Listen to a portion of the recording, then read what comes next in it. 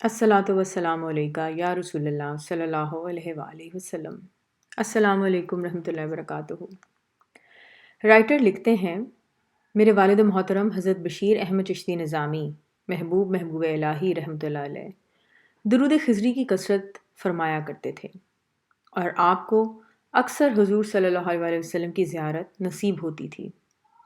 زیارت کے وقت ہمارا پورا گھر انتہائی اعلیٰ قسم کی خوشبوؤں سے مہک اٹھتا تھا۔ قیام پاکستان سے قبل میرے والد محترم 1930 میں شرک پور شریف رہتے تھے۔ وہاں ایک ہندو سے میرے والد محترم کی اسلام کے سچا مذہب ہونے پر بحث ہو گئی۔ اس نے گھر جا کر کالے جادو کا وار کیا جو ناکام رہا۔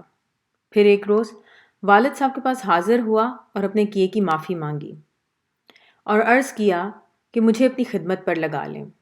والد محترم نے اس سے کہا، تم درود خضری پڑھا کرو، تمہیں حضور صلی اللہ علیہ وسلم کی زیارت نصیب ہوگی۔ اس ہندو نے روزانہ درود خضری کثرت سے پڑھنا شروع کر دیا۔ چند روز بعد وہ حضور صلی اللہ علیہ وسلم کی زیارت سے بہرہ مند ہوا، یعنی کہ اس کو زیارت ہوئی۔ میرے والد محترم کو ایک دفعہ عین اس وقت بیداری میں حضور صلی اللہ علیہ وسلم کی زیارت نصیب ہوئی جب حضرت قائد اعظم محمد علی جناح رحمۃ اللہ علیہ کی کراچی میں تدفین ہو رہی تھی۔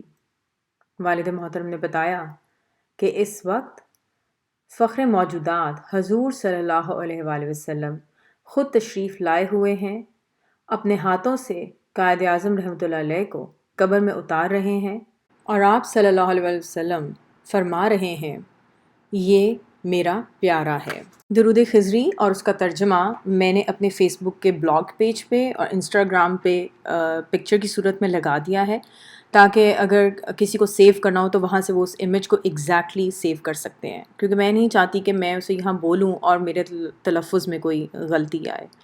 السلام علیکم رحمۃ اللہ وبرکاتہ۔